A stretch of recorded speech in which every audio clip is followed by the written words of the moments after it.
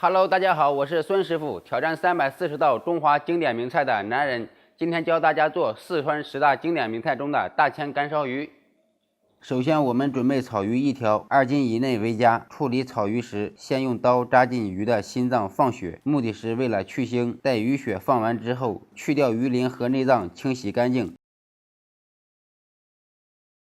然后把鱼身粘液刮掉，草鱼的腥味有很大一部分来自这层粘液里面。刮干净后，将两面改花刀备用。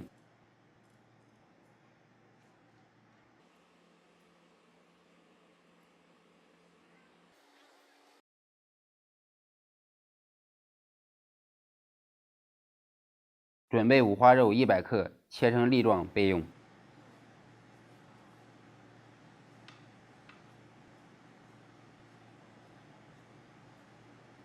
香菇50克，切成粒状备用。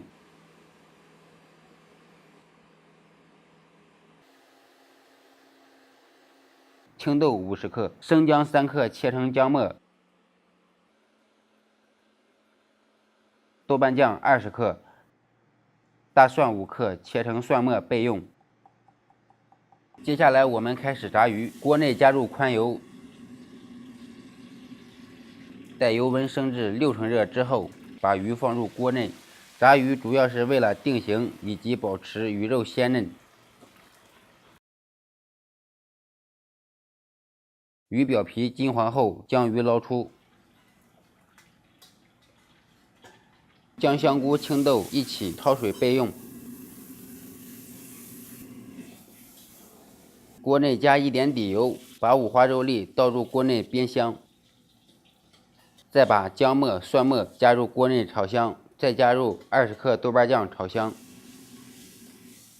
接下来在锅内喷醋20克，啤酒20克，加入开水，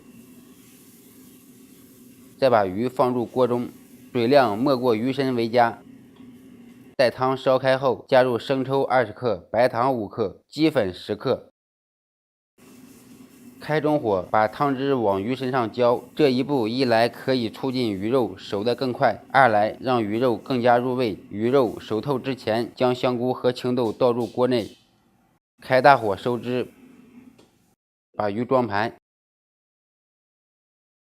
继续翻炒汤汁，待水分炒干后，把汤汁浇到鱼身上。美味的大千干烧鱼就制作完成了。技术总结：一、处理草鱼时，从心脏放血和刮掉鱼身粘液，可减少草鱼腥味。二、炸鱼时注意时间，以免炸的时间过长，影响鱼肉口感。三、翻炒汤汁时，待红油出现，再往鱼身上浇汁，可以最大限度提鲜提味。